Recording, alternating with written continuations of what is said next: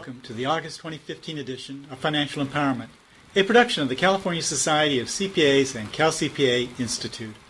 I'm Bill Spaniel. Buying your first car. Who doesn't remember that event? Did your parents help you out? And if you are a parent with a teenager in the house, have you and your son or daughter discussed buying their first car? Both of you might want to listen to the advice of Larry Pon, a Redwood City CPA and personal financial specialist. We spoke with Larry over Skype about what teens should consider when they are ready to purchase their first car. Hello, Larry. Welcome to Financial Empowerment. Hi, Bill. Larry, I wanted to talk to you about teens and automobiles. Usually the first major purchase a young person makes, obviously, would be a car, or their parent purchases a car for their behalf, and it's always one of the rites of passage for American teenagers. I'm sure that all of us can remember when that happened for each of us.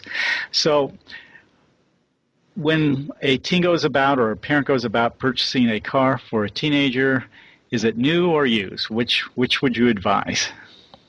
Well, there's advantages and disadvantages of a new car and a used car. So let's talk about the quick advantages of a new car. With a new car, the biggest advantage is freedom of choice. You can pick whatever color you want, whatever features you want, and you might even get better financing with the latest, greatest things that come with it. The disadvantage of a brand new car, of course, is cost and depreciation. A car loses about 11% of its value when it rolls off the dealer's parking lot. And also the insurance costs could be higher. Mm-hmm. So conversely, with a used car, obviously they're less expensive. The insurance rates tend to be better on them. And since depreciation has already happened, there's very little depreciation on them by the time you get it. But, there's some disadvantage of a used car also. It could be maintenance costs, what's the history of the car, and how well did the previous owner take care of the car. So we have to take a look at the pros and cons to see which makes sense for the teen when they're looking at buying a car. Right. So where should a teenager or parent go to buy that car? Should it be at a dealership, a used car lot, CarMax, off the street, so forth? What do you advise? Yeah, each one of those have their advantages and disadvantages. And so most importantly is that you need to do your homework. Mm-hmm. And you need to do your homework to figure out which is the appropriate car for you. Do I want a four-door car? Do I want a pickup truck? What kind of features are important to me on the car? So number one, I think it's important to find out what kind of car you're looking for, which car, and focus on the appropriate features for that car. Now, in terms of where to buy the car, if you go to a lot, a car dealership, the advantage there is they're in business. They kind of want to stay in business, so they might want to treat you right, and the car might come with a warranty. Versus buying a car directly from a buyer, the warranty might have expired by then, and there's no guarantees. So no matter what used car you're buying, I still recommend taking it to a reputable mechanic to check the car, put it up on the rack, look underneath it, and just to see how does it look mechanically. Mm-hmm. Okay, so you covered the features. How about the financing of the car? Where should it be? Just cash, credit, what? Go to a bank, credit union? Right, and that's a good question. Not every teenager has a lot of money to pay cash for a car. So they have to look at the different financing options. They can look at, can they lease a car or can they finance a car? And when you're looking at financing, you have to take a look at the length of the loan, because if you notice, a 7-year loan is going to have a higher interest rate than a 5-year loan, although the payment will be lower because you're stretching it over 7 years. So that's something you need to be careful about. But in terms of where to get the loans, generally a car dealership will be the worst place to get a car loan because they're kind of expensive. They're also very convenient though. Mm-hmm. But definitely you should take a look at your local credit union to see what the loan rates are and see what kind of options they have. Okay. One of the traumatic experiences, I think, for many people is trying to negotiate a deal, especially with the dealership. Mm-hmm. Do you have any tips on how to negotiate? Yes. I think the most important thing you need to do is to do your homework. And there's a lot of good reputable sources you can do your homework at. Consumer Reports is an excellent publication. Their website is consumerreports.org. Kelley Blue Book is very helpful. That's kvb.org. Edmunds.com has a wealth of information. So the more you understand about the car, the better you can negotiate. So at least you know what the prices are, what the ballparks are, and that if the price seems too low, that will alert you there might be something wrong with the car, or if you're trying to get ripped, or if you're being ripped off. So I think the most important thing is to do your homework to understand what the right price would be. So in other words, know what the going rate on that vehicle is before you start negotiating. Right. And don't be swayed by the car dealer who's trying to sell you a car based on the monthly payment. Because even though you can buy a car for $200 a month, but for how many months? So you have to be really cognizant of that. One of the major expenses for the owner of a car is automobile insurance, and it's especially higher for teenagers. So do you have any tips to help lower that that cost? Yeah, insurance companies offer all kinds of discounts. They offer a good grade discount. So if your GPA is above a certain amount, depending on which insurance company, they'll actually give you a discount for your insurance. So that's good to know. So that's helpful, because I guess insurance companies think kids with high GPAs tend to be safer drivers. So that's one thing that's important to look at. Also, again, part of the research on the car is what's the insurance on that car, because certain cars get stolen a lot. So they would have a higher insurance rate.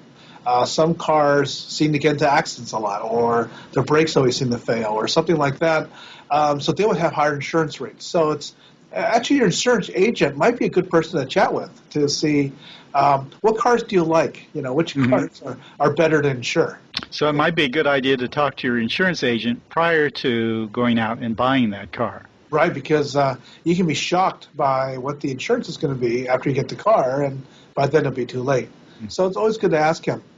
Also, I learned another person to ask about a car is a tow truck driver. Because you can ask them that, what kind of cars do you tow a lot? And they'll tell you what cars they see a lot of. And they'll give you a clue of maybe those cars you should stay away from. By the way, how do we know that the car that one purchases, especially obviously a used car, is actually can run and last a while? How do you figure that out? Well, let's talk about the test drive. The test drive is an integral part of buying a car.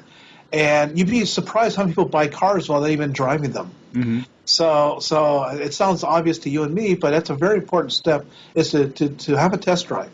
And there's some important things to do while you're doing the test drive.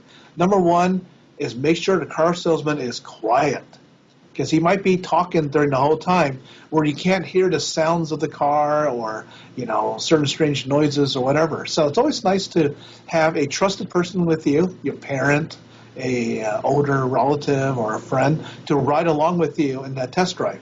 Drive over some bumps, see what happens, get on the freeway, see if the car can get on the freeway, test the brakes and see how it feels, step on the gas pedal, turn the steering wheel, do all those kind of things. It's very important to get the feel of the car. If it doesn't feel comfortable, it might not be the right car for you.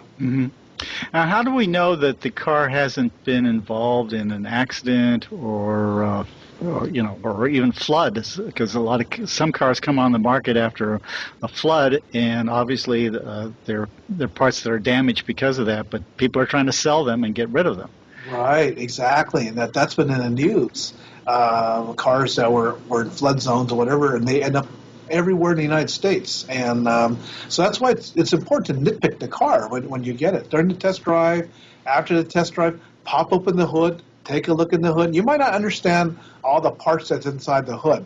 I don't either. But you can take a look at it. Is it clean? Is there rust there? Does it seem to be missing parts? Open the trunk. Always make sure you lift the there's always a liner in the trunk. You lift that to see if there's any rust stains. Look behind the seats. Look underneath the seats. Try to look underneath the car. But generally, a mechanic will do a better job with that than you and I can just by looking under the car, because they'll get on the rack and they can see if there's any damage there. So a mechanic inspection is really important. Okay. Any other tips you have? In terms of buying a car, I think one tip that's important is be prepared to walk away. Mm-hmm. You don't have to buy that car. If you're getting pressured by the salesman or you're getting pressured by the owner for you to buy that car, they're too eager to get it off their hands, just be prepared to walk away. I think that's a mistake a lot of people make. They get guilted into buying a car sometimes. So that's important. Number two is understand the cost of financing. Understand the total cost of the car. That includes gas. How much is the gas going to cost me? How much is insurance going to cost me?